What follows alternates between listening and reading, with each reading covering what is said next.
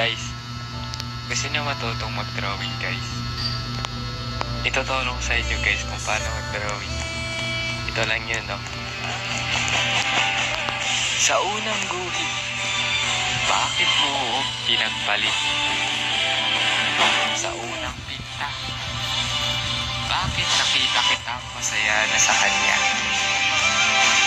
Sa pagkulay ko nito, bakit naging madilim ang mundo ko nung mawala ka sa tabi ko?